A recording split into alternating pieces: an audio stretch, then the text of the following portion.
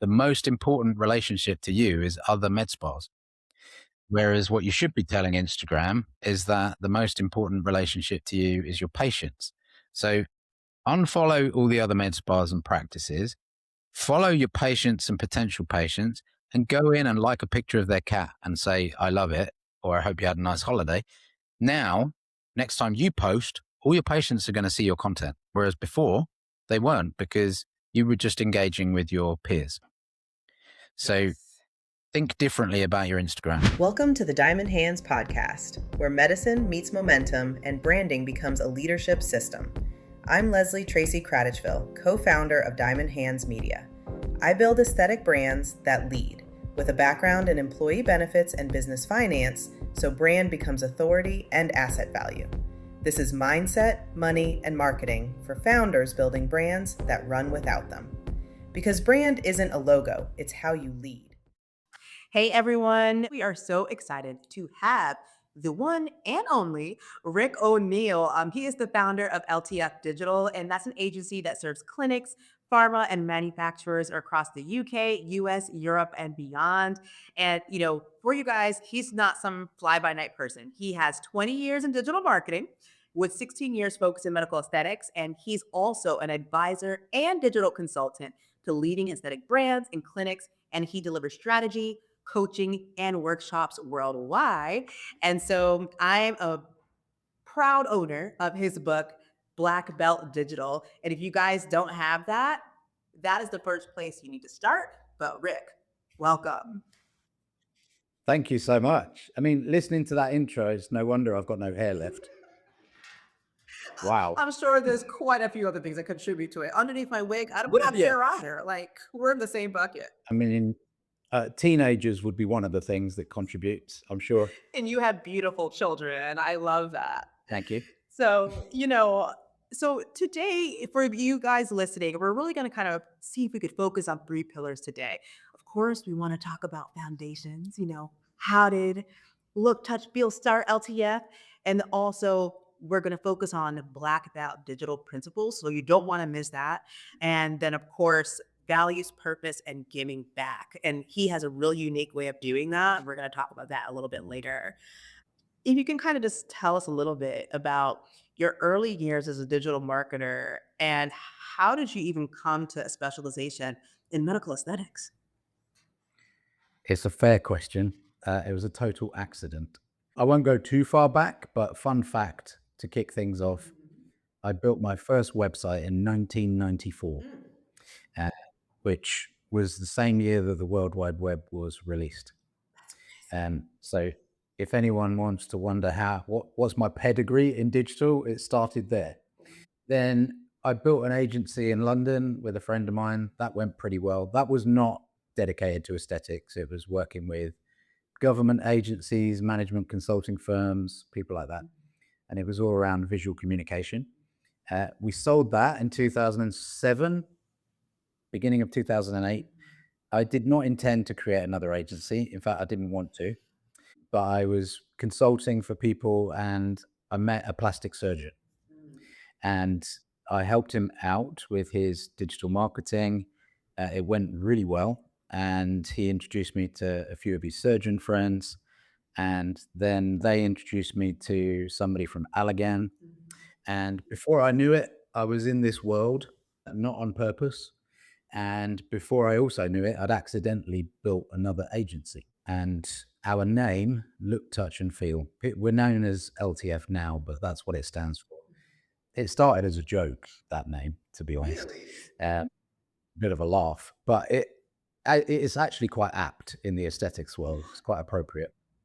So yeah, fast forward however many years that is, 16, 17 years now, we've been working in all things digital. So everything from web development, apps, and the kind of building side of things to the promotional side of things. So marketing campaigns, social media ads, Google ads, SEO, all of that stuff.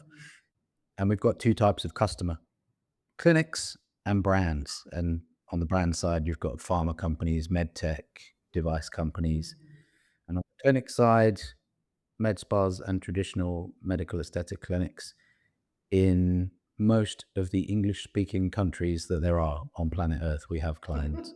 Uh, So it's fun. We get Yeah. around, and my team has grown quite a bit over those years. So there's 30 of us now, and I've got the cream of the crop, like real specialists in each area, and myself and my operations director and a couple of other people in the team, we have pruned that bonsai tree of I talent love it. over the years, and we've kept it to just A players, Yeah. and what we're doing is really, really working. So it's been a lot of fun. I can imagine a lot of fun, and I know you guys get around, look, touch, and feel. I mean, you gotta. Guys, you know we're cheeky You said here. it. We're cheeky here. We can You dare said some it. stuff, but the thing I do want to ask you too, so it's like I don't want to get too previous here, but I gotta ask the question because I love talking about like leadership development and also like hiring for A players because that's a skill in itself. So, Mm. for those of you who are listening, you might have, you're between years of one and three, four, five, right? You probably have a few employees, but what is the characteristic that you look for in an A player? And my second question to you is, are A players ever really looking? And when they're not, how do you find them? I think an A player is an attitude. It's not necessarily a skill set or anything that's on a CV. It's an attitude. I met an amazing person recently who you've probably heard of, Sir Richard Branson, Yeah. right? And he says, hire for attitude, train the skill. And I think that's absolutely bang on. And in the past, I had made the mistake of as long as they've got the skill, then we will have what we need.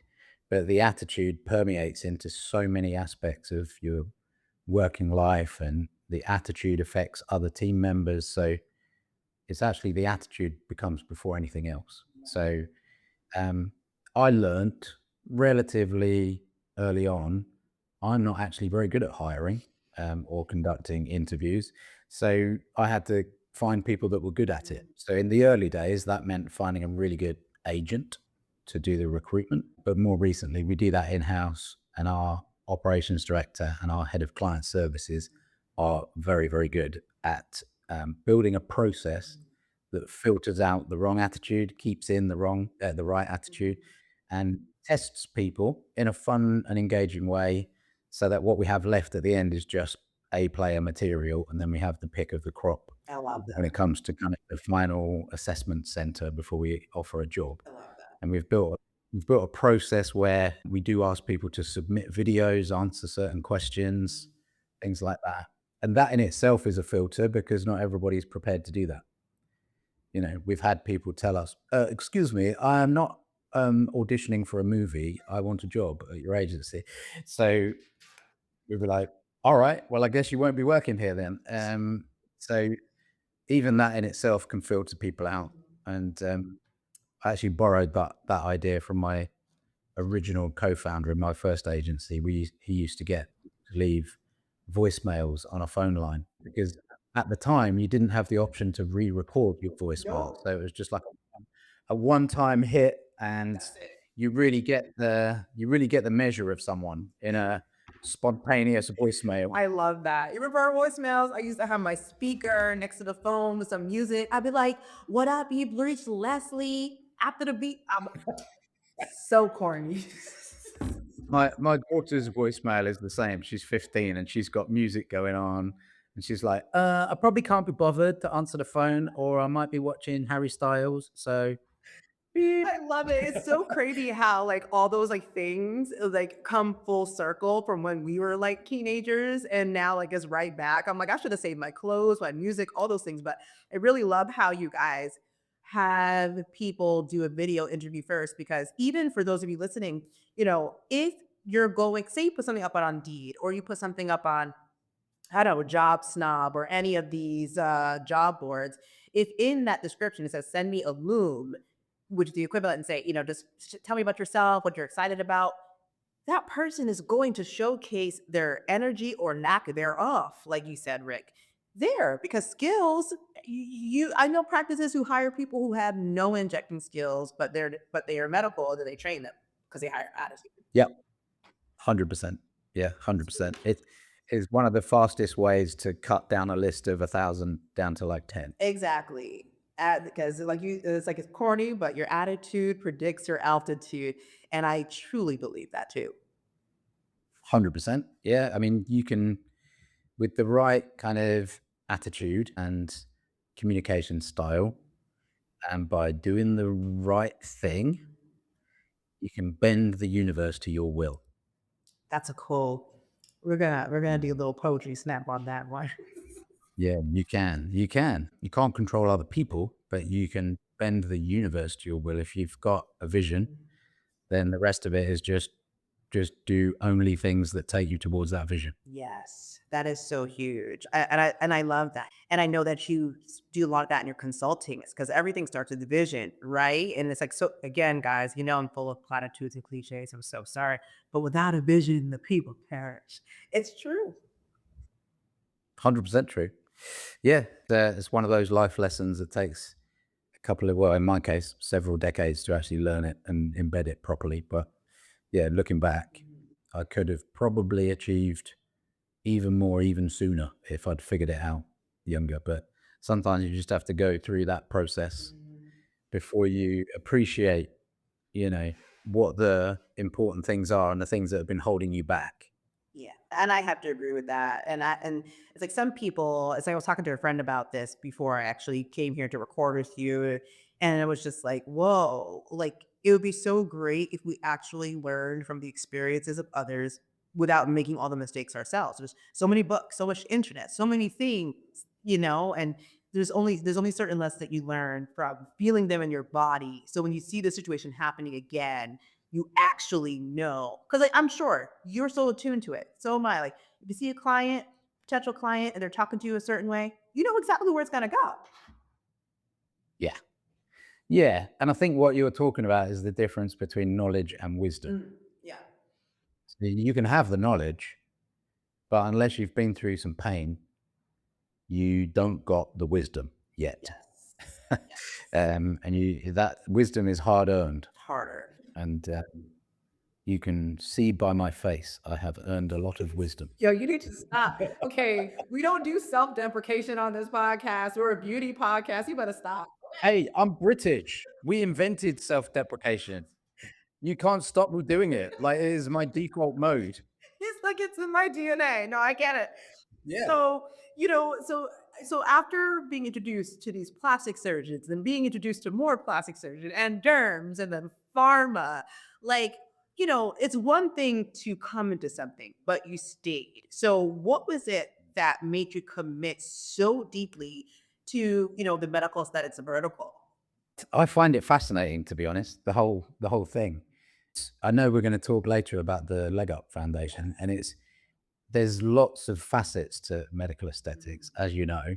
And I found relatively early on, of course, my initial impression was like anybody coming into it, it's about vanity. What is this? Who are these people? What's going on? Why are they doing these things to themselves in the name of beauty? Where am I? How did I get here? All of these questions in my head.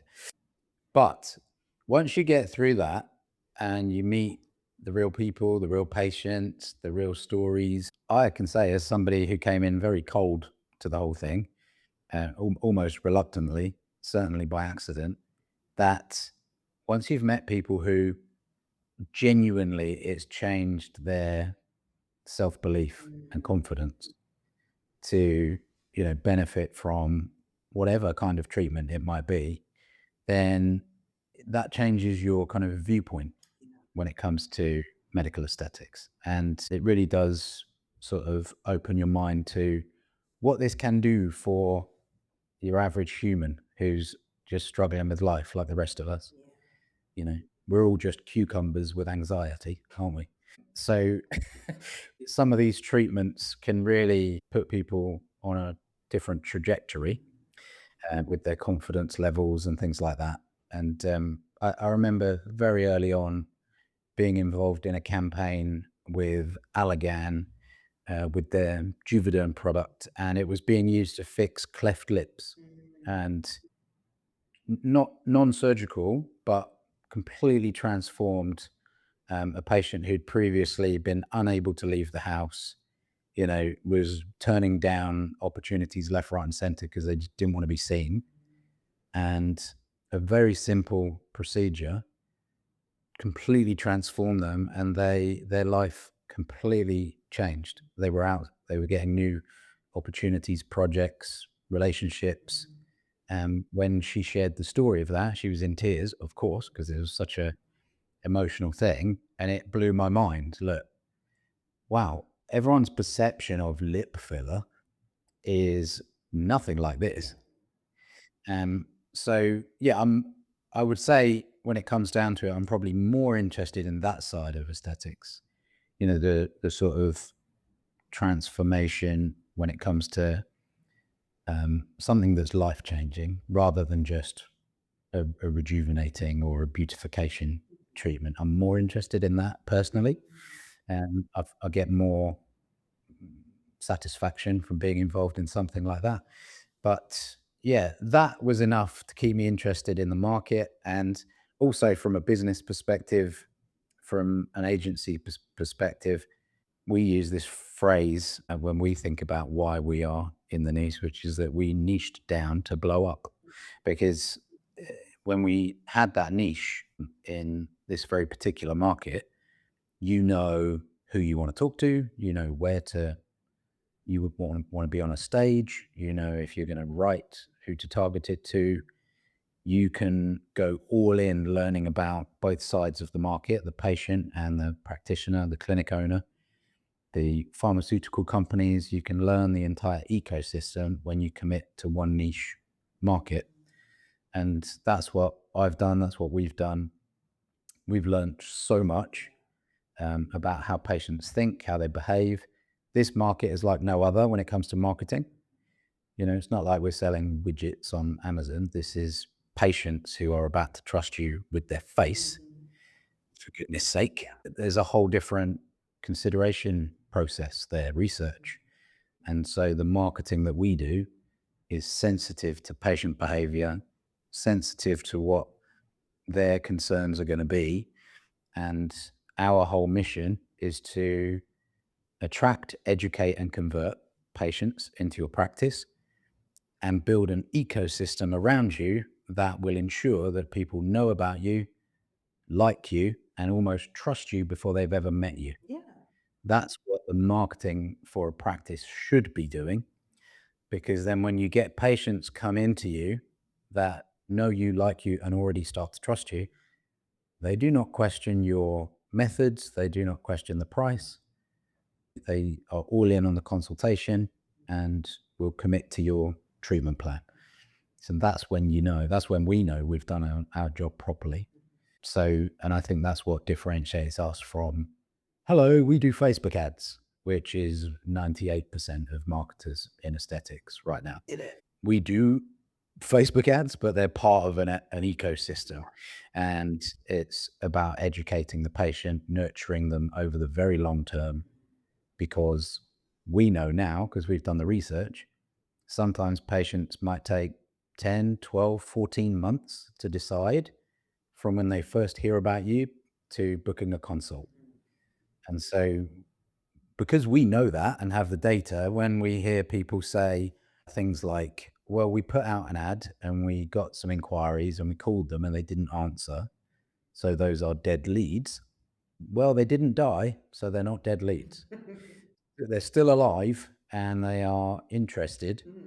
They expressed interest, and now it's your job to nurture and educate them until they're ready. Yes. And that's what truly effective marketing in medical aesthetics is all about, in my opinion. Yeah, I mean, and with that, I would agree 100% because people think it's immediate all the time. And like you said, 10 to 14 months is not immediate. There's a certain level of compounding that happens, especially if you're going to get a higher caliber patient. So I know that you and I were at MCAS recently, and I went to the Economic Forum, and it was a study from McKinsey, and she was a former plastic surgeon. She said there's four different types of patient archetype that they found. And the first one is maximizers. They're premium, they're all in. This is what you really want. And they're highly motivated, willing to invest. They're open to the full spectrum of surgical and non surgical treatments. They expect safe, premium, and luxury experiences. So think about what Rick is talking about. If you want that 17% of the market, you can't just be doing any old thing on the internet and thinking you're going to attract that caliber of person. And their average spend in US dollars is 9,700 a year. And that's average. So you know the top is like 25, 30,000, right? Yeah, Then that's what you want. that's what you want. And then you have strategic optimizers. These are mid to high. They seek targeted interventions, willing to invest to obtain lasting results, prefer phased treatments to balance costs and outcomes. They typically prioritize non invasive treatments. That's 24% of the market. So you see, it's a bigger swatch, 5,000 average. Then we have value seekers. And I'm going to say this, you guys, you're not going to like this, but most of you are positioning yourself for value seekers and surgical resolvers. So value seekers are budget sensitive. They want visible improvements at a low cost.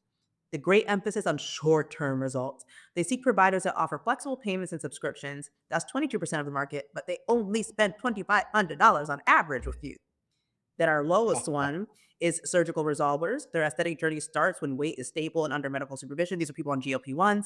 They pursue surgical procedures as a first step, with potential medical aesthetics as a second step. That's only 15% of the market, but they spend a lot too, actually, 8,500, because of people that are going surgery first, then tweaks and tweaks.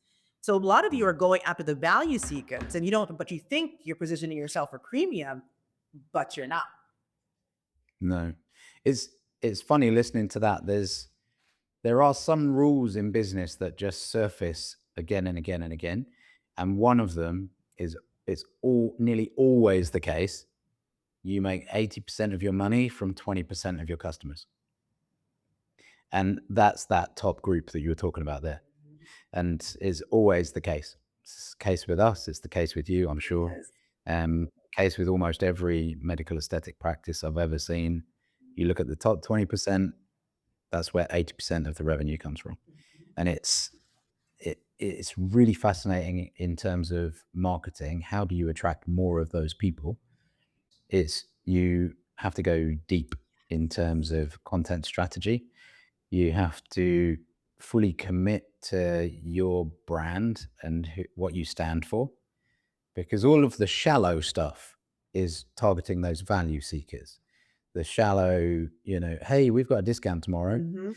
um, is value seekers. That is not your 17% maximizer Yes. that you It's not. mentioned.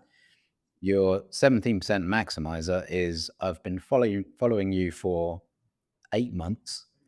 I've read reviews about you. I read an article about you in a magazine. I've read 3 of your blog articles that you wrote answering questions that were relevant to me. I subscribed to your emails. I've had 2 of those. The second one I just got was particularly interesting and timely. So today I've decided to book a consultation. Yes. That's a maximizer journey. Yes. And that process that I was just talking through, obviously it's slightly different for every person, but it's indicative of what Google called the ZMOT principle, and it stands for zero moment of truth. And what they found when they were studying not just patients in this market, but consumers on the internet, is when they're doing their research for something like this, where it's like a health or a medical thing, it's not an instant thing. There's no sort of instant conversion that you might hope for. It's a messy middle where over a period of months, in some cases, they will jump from platform to platform, consuming lots and lots of content from you until they're ready. And on average, that was 7 hours worth of content across 11 different touch points. If you think about that, you have to build an ecosystem across lots of different platforms, and your content has to have depth to it, which means you've got to understand what questions are these types of people asking on the internet, and have I produced the content that delivers the answers, and then have I optimized that content that is going to be there over and above my competition.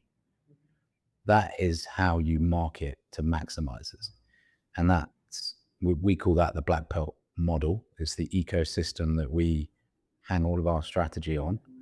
And that's why we, by and large, deliver maximizers to clinics, because it's that depth for when they're doing their research. If if instead you don't invest in doing that, then what you're left with is just the shallow stuff on the top, which is next month we've got some gaps in the calendar, so we're going to run some Facebook ads with a discount, or we're going to do an open night for laser treatments or whatever. That's the shallow stuff. Now, it has its place, but it needs to be part of that overall strategy, not your whole strategy. Exactly. Because the mistake that I see a lot is it's the shallow stuff plus post and hope on social media. Yes. And hope is not a very good strategy either. It's not. And going into that ecosystem, because ecosystem is the little like buzzword that I'm seeing everywhere, and that came up in the economic forum as well, saying that basically going in 2026, you need to build an ecosystem. I'm like, you're just coming to this in the research. This is what the people like your companies have been doing ad infinitum. It wasn't just yesterday you thought about that. And even for you Yep. guys working with your patients, you had to build an ecosystem for them too. It's like it doesn't just start with injectables, maybe you start with facials or whatever, but an ecosystem to help the patient on their overall journey. So, with that black belt mindset that you really talk about because you help your people become black belt ninjas. How do beginners understand digital, and what does mastery really look like in an aesthetic clinic? Like, what does that ecosystem really look like if you're kind of like mapping that out? Yeah. I think even before you get to the ecosystem part, there's just some fundamentals, the foundation that you have to build, right? And it will become part of the ecosystem eventually, but it can be overwhelming when you're first starting out, especially if you're doing the marketing yourself. If you're at that stage, which a lot of us are in the first maybe year or so, or when you're from like naught to half a million type, that phase, there isn't, unless you had a pot of money to start with, you haven't got the money to partner with an agency or consultant or whatever. So you really are figuring it out yourself. You are what I call an accidental entrepreneur. You came out of med school and stumbled into the path of an oncoming truck called business, and it's got its main beam headlights on, and they're shining in your face, and nobody told you all of this other stuff that you've got to figure out. So I think the first thing is you can educate yourself, right? We have the internet, it's full of information. There's a lot of information very specific to the aesthetic market for marketing, and some of it is good. And I think the last part is pretty key, because just because there's a lot of knowledge doesn't mean it's the right stuff. You would expect me to say, go and find my stuff, because I will back that all day long. The book is a good start, to be honest. And that's the whole reason I wrote it. The whole reason I wrote that book is I was fed up to the back teeth of seeing such thin macro soundbite crap, quite frankly, that was not enough, did not teach the step by step, was full of mistakes and misdemeanors. So I thought, okay, I'll write a freaking book then if I have to. It was almost reluctant, like I was forced into it. I just can't, I can't with this stuff anymore. So there what started a painful process of extracting everything out of my brain onto a Word document. It took me 2.5 years to do it because I was busy and I was procrastinating because it was hard. It was painful. But 80,000 words later, 30 chapters, every single chapter has a checklist in it, like what to do next, next, next, next. And wherever possible, whether I'm coaching someone or speaking or in the book or learning modules or whatever it is, what I always try to do is give you first the stuff that doesn't require any technical knowledge. So when you're at that very beginning phase, your foundations are things like build your local search footprint, like do that first. So optimize your Google business profile. Take the time to understand that there are actually 50 or 60 different things you can do with your Google business profile to make sure you start to climb into the top 3 results for people searching for med spas and treatments locally. That is the bedrock. That's got to be 101 first up. Once you've done that, focus on building a website. You might be building it yourself with a free web builder, like Squarespace, Wix. I don't love those things, but they're a good starting point. And at the very least, they'll teach you what you don't want in the future when you can afford to get it done properly. And that is like your next building block on top of your local search profile, because yes, there are lots of platforms. You've got social media, you've got YouTube, you've got, the question forums, but you don't own those. You need a hub that you own and you drive all your marketing to it. And a couple of years ago, I was starting to think maybe websites will become irrelevant and that in future, a website might just be like a chat interface instead.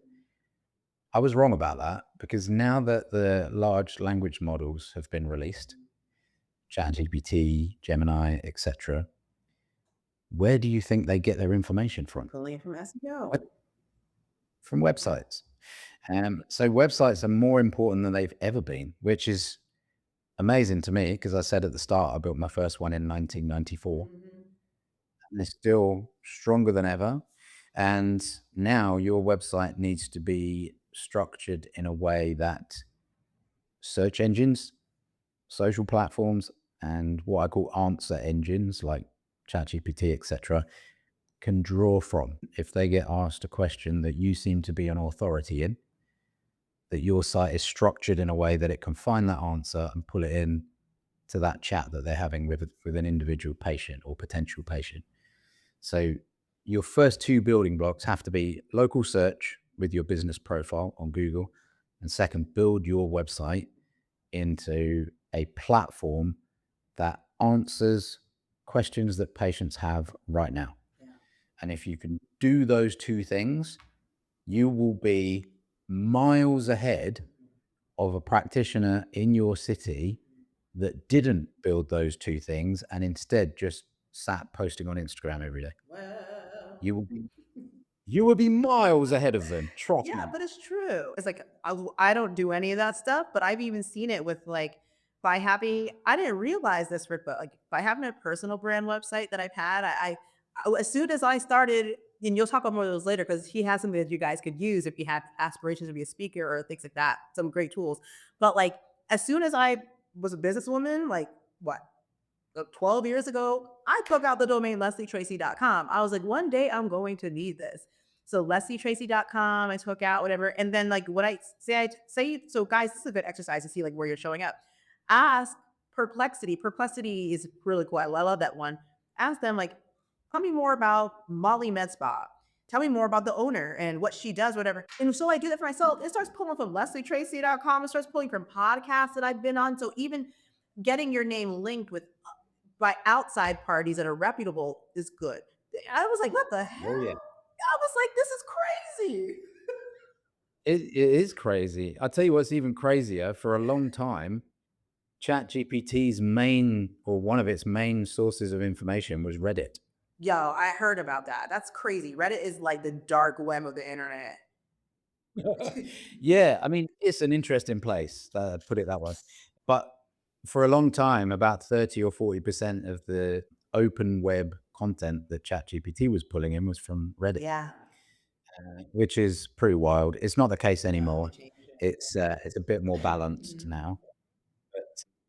I see a lot of, again, like ill-informed information out there, even when it comes to what people are calling AI optimization Yeah, or AEO or AIO. Now, you could use those phrases, but it's a bit I disingenuous, agree. because the content that ChatGPT and Perplexity is pulling in comes from only two places. One, the original training model, which I think at the time ran up to like 2021. And then the open web. And what is the open web? It's Google, let's be Yeah. honest. Google is 98% of search still now today. So when you see posts that say Google is dead, everything's in ChatGPT, and am an expert in optimizing for ChatGPT. In the UK, we would say that's bollocks because it's untrue. And the ChatGPT and Perplexity are getting their data from Google's search feed. Google is king, and they actually proved that recently because they flexed their muscles a little bit. Because up until very recently, Google would allow other tools, including these chat based AI tools, to crawl their first 100 results from their search engine. But just to show who was boss, they capped that to 10 So recently, crazy. except if you're using Gemini, because who owns that? Google. So ChatGPT got told, they got a slap.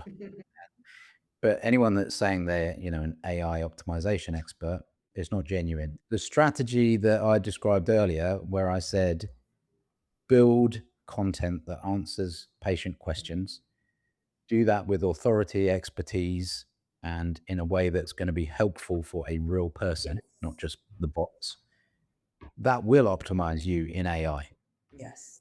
Because if you optimize for Google's algorithm, which has always been powered by this principle called EAT, EEAT, expertise, experience, authority, and trust in your content, then that's going to rank on Google and therefore it will surface in ChatGPT. And then you add to that exactly what you said, which is once you've built those initial building blocks and you get a bit more confident and a bit further ahead, you start building content on other people's platforms, LinkedIn, YouTube, Instagram, TikTok, other people's publications. You write articles for other websites, you create a Substack, whatever.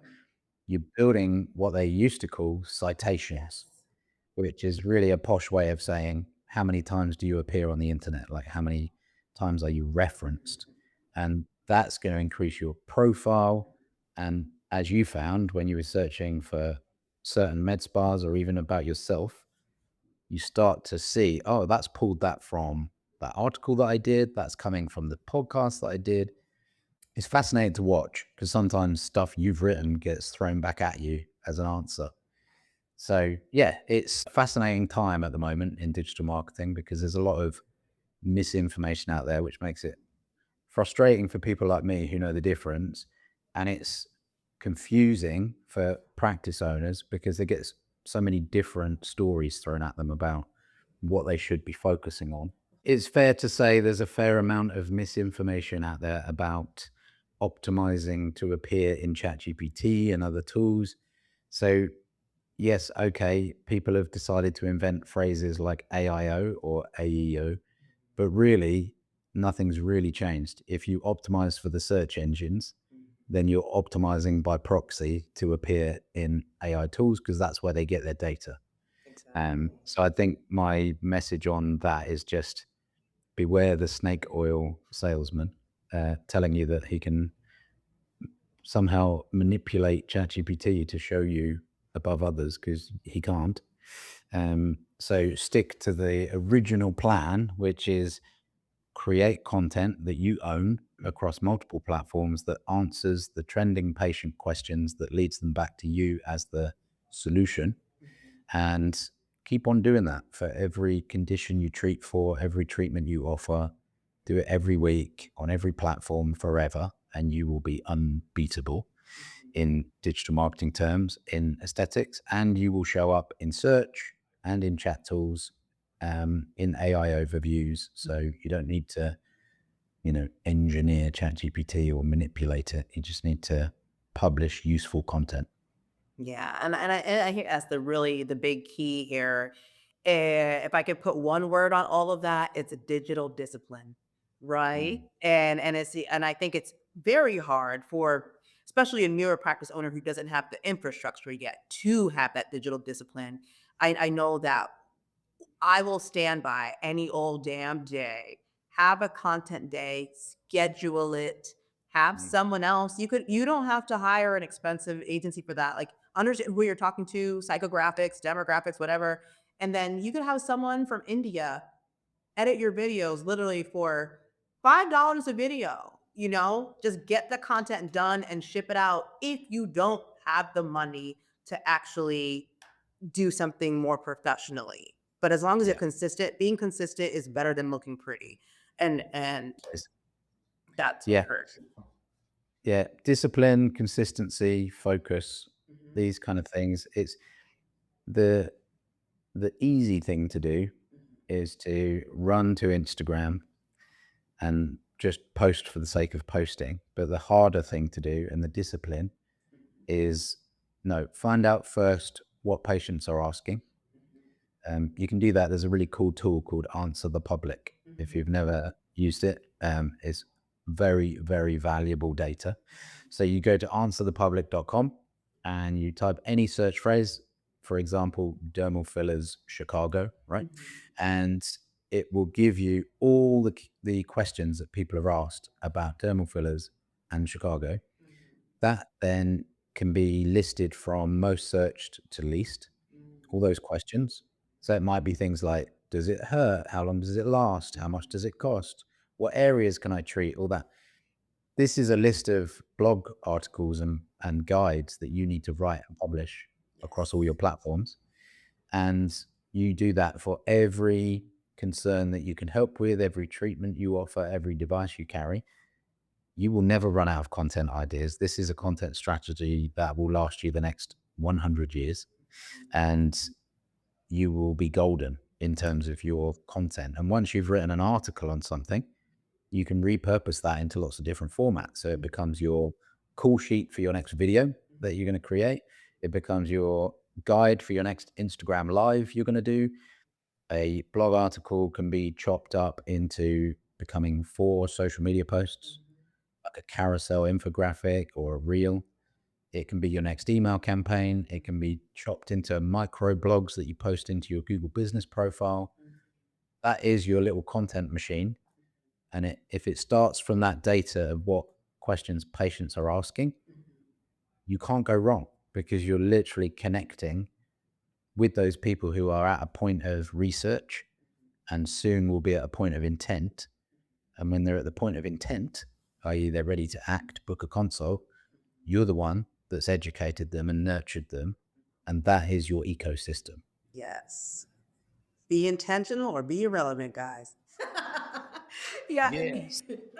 But it's so true. It all starts at your leadership of being intentional, working with partners like LTF Digital, and being intentional about how you want to show up in the world, who you want to attract in the world. And when you do that, people who are intentional about what they want are going to find you, that you have that nice little marriage there, right? It Yes. starts at your Yeah. leadership. 100%. So, something that so you do so much in the space, and it's just like, I'm like in awe of you. I fangirl you a little bit. But in any case, I do want to talk about something that I think is really cool that you're doing. You do have the LTF Leg Up Foundation. And I Yeah. want to talk about that for a minute. How you actually started that, how what is like a success story from that you've seen, and why do you feel it's so important to kind of weave purpose and community impact into marketing, because that's something I have not seen before. Yeah. So I'm going to drop a few big sort of names and titles in here first. So sorry about that. But it's important context. Yes. So I spent a week on Necker Island with Richard Branson and it changed my life. And I spent a lot of time talking to Sir Richard, who is an incredible human. And one of the many things he talked about is that no matter how much money you make from what you're doing, if you don't find a purpose outside of profit, then one way or another you fail. You're just on a relentless money wheel otherwise, and there's an emptiness to it. And when I was flying home from that experience, it made me think about the aesthetics world and how we spend all of our effort sending patients into clinics. That's our whole job. And I didn't feel I had truly found a purpose other than results and making a profit as an agency. And whilst we were doing a good job of that, it wasn't really enough. anymore. And I thought back to the earlier days when I remembered the cleft lip case studies that I'd talked about earlier. Yes. And I came up with this concept of what if we, LTF, created almost a scholarship every year, and we'll put £100,000 into it every year and allow people to apply for it. And what they get is £100,000 worth of us. So you get the full attention of my entire team of experts. We build you a world class website. We redo everything about your marketing, create all new content, all new strategy, and we drive it hard for you, free of charge for the winner of the scholarship. But there's one important caveat. And the one important caveat is that the winner of that scholarship must spend at least 5% of their appointments creating pro bono treatments for people in genuine need. And what that means for us is treating people with birth defects, scarring from domestic abuse, or injury from cancer treatments, or genuine need, right? Or congenital effects like birth, that kind of thing, disfigurements, etc. And so what we've done is it's our first year of doing it. We had over 200 people applied, and it was a very, very lengthy application process because we wanted people who were really serious. So they had to submit case studies, videos, evidence, clinical studies. They had to prove they were someone who cares about this side of medical aesthetics, and they had to prove that they deserved the fund. And we had an amazing winner, a really emotional moment when we went down there and surprised them with the news that they'd won. They all screamed, they all cried. And because they'd actually been doing this for a while anyway, and they were at a time where their business was struggling a little bit, and they knew they needed marketing help, but they just didn't have the profits there to invest back in to marketing. On top of that, the lead practitioner had been 3 times through cancer and into remission. They'd also lost a family member completely unexpectedly, far too young. So they'd really been through it, and they were people who were already helping a lot of people with these issues. So for that and lots of other reasons, they won. And we've been working with them now for about 7, 8 months, and we are driving new patients into their practice.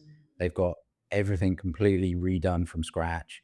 Their business is back up and running. They're making money, and they're able to treat more people in genuine need. And when I came back from that Necker experience and announced this idea to the rest of my team, we every 6 weeks we all sit in a room together. So there's now like 29 of us. We sit around this big square table, and I said, "Look, guys, I've got this idea. I'm going to just talk you through the concept of what I'm thinking and why." And I told them everything I just told you. The response made me cry because they not only were they like, "Oh yeah, that I was expecting," like, "Yeah, that's cool." No, clapping, crying, cheering, because they had they'd fully bought into the same thing I had, which is, wow, we get up every day, we work hard, and it's great and everything, and like the clients are happy and we make some money, but what else? And them all realizing that now the reason we're working is how many hundreds of patients can we help that otherwise wouldn't have got the help. Uh, And so now we're gonna have on our website a whole kind of gallery of case studies of people that the Leg Up Foundation helped, and it changed their life.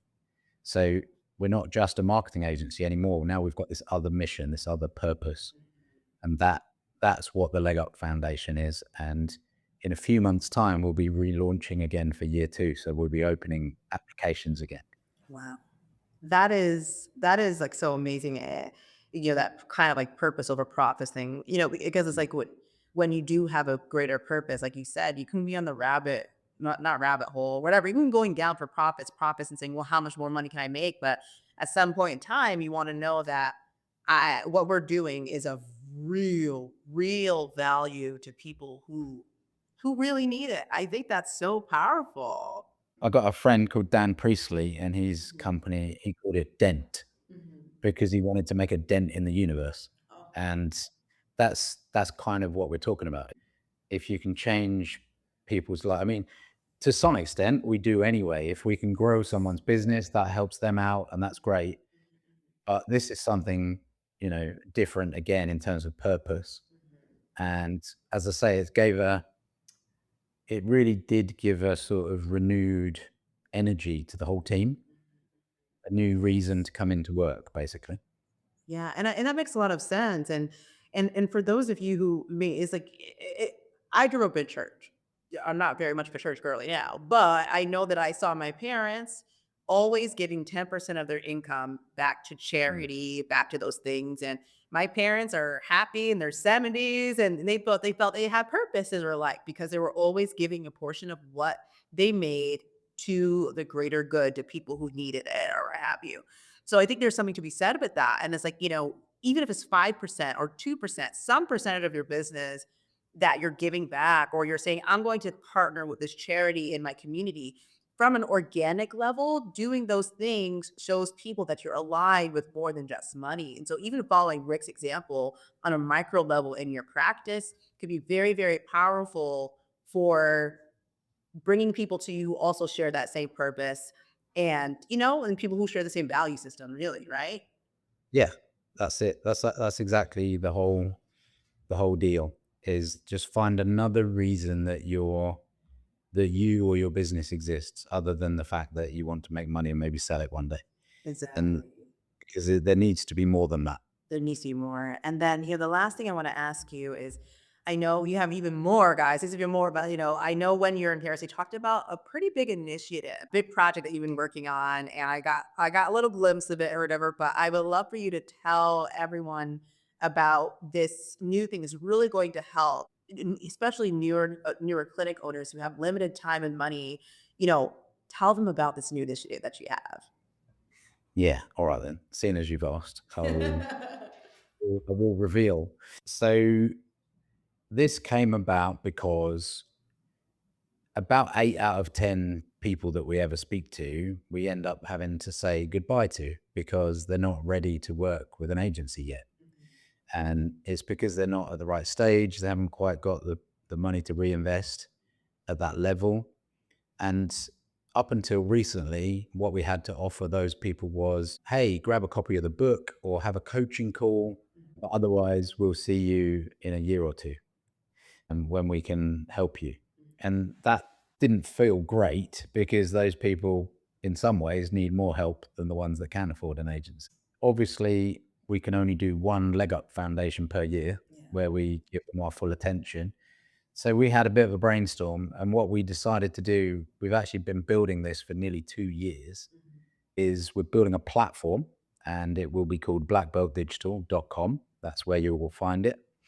And what it is, a self-service platform for clinic and med spa owners to do their own marketing, but with a digital hand holding you and guiding you through. So it will do few things for you. It will automatically build your clinic website for you. It will automatically build you a KOL website. So if you're someone who aspires to be a speaker or consultant or trainer, you'll now have two websites built for you and it will look after those for you. It will search optimize them for you. There is also over 80 learning videos in there that you can follow step by step, teaching you how to market your practice. So everything from search optimization to creating content to social media campaigns, Google advertising, branding, persona profiles, the whole thing. And in the UK, it's CPD accredited, and soon in the US, it will be CME accredited. So there'll be a ton of revalidation points straight off the bat. We're bringing post launch new faculty in there. So that learning library will just get bigger and bigger and bigger. It has a whole ton of resources, downloads, check sheets, templates, layouts for landing pages, plans for advertising that you just follow along. It has a directory of side services. So insurance, clinical training, all of that at discount rates that you can't get anywhere else. And when we reach a certain number of users, we've got agreement in principle from pharma companies and med tech companies that our platform will become a buying group. So if you're a member of Blackbird Digital, you'll be able to get medical products and devices at a cheaper rate than you could if you bought them on your own. That's excellent. So it's very exciting. We've let a couple of people play with it already. And by the time this podcast is out, it will probably be live. And if you're one of the first 200 people on the platform, you're going to be what we call a founder member, and you'll get it for 10% cheaper than anybody else for the rest of your life. And it means ultimately that we can now help much more of the market with what we've learned. Yeah. And the whole platform has been trained on what we've been doing for the last 16 years.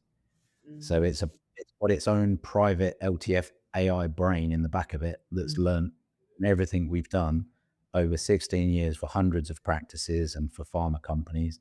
So it is the most aesthetic specific platform that I know of that does the marketing side of things. So it's not a booking system, it's not an EMR or anything like that. It's purely exists to market your practice for you. That's amazing. You guys heard that? So the first 200 people, you're going to be a founding member. And then, if you don't have the volume in your practice yet to get those discounted rates for all the big pharma companies of the world, that's going to be a great opportunity for you in the future to get your products at a lower rate, which is only going to help your bottom line. That's excellent. I love 100%. So very excited about that. I love it. I think it's so amazing. And then, and I think that's it. So, what's one thing to stop and do immediately if you're and one thing to optimize right now? Mm. One sentence, one thing to get home.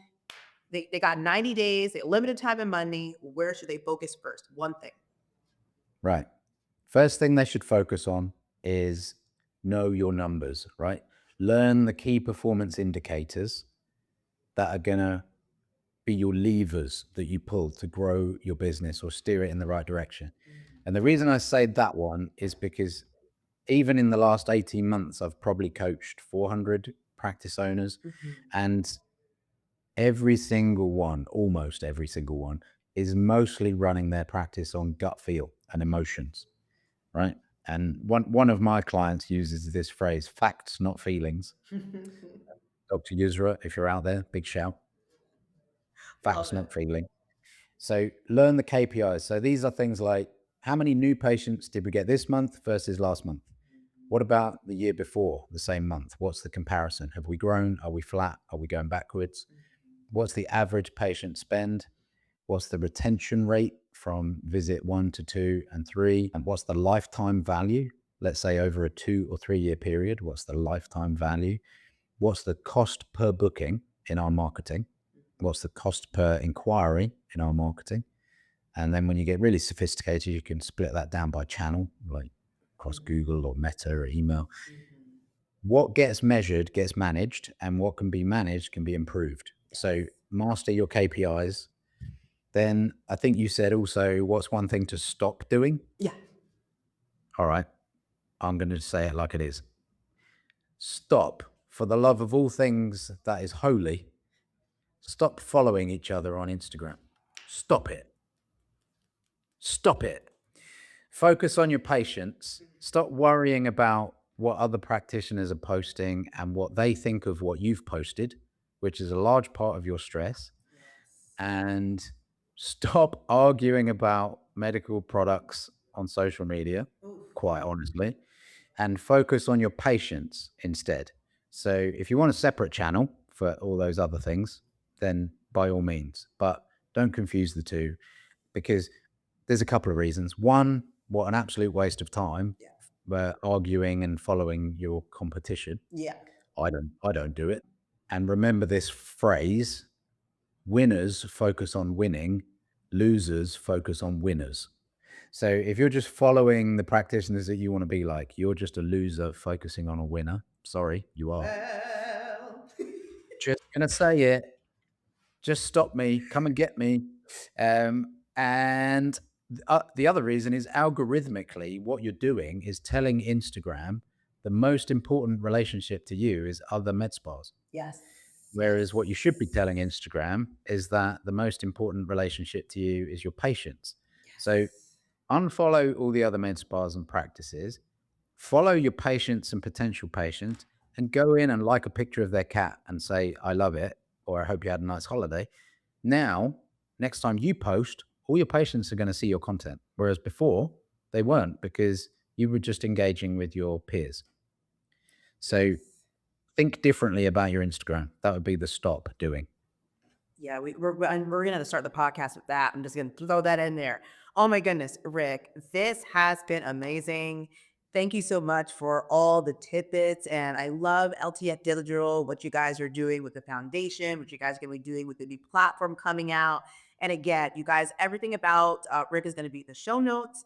His book is going to be available in the show notes or what have you. So make sure you go ahead and pick up a copy of a Black Belt Digital, even if you're working with another agency, it's still worth taking a look at to kind of just double check to see if your agency is doing what they need to do because he's working with giant companies, guys. He's not just like, I'm working with Joe Schmo down the street. So get that book no matter what.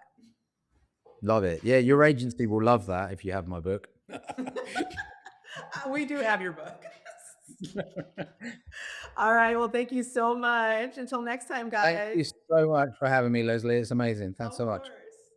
Want more clarity like this? Join the Branded Practice newsletter community. I write about strategy, systems, and brand leadership straight to your inbox.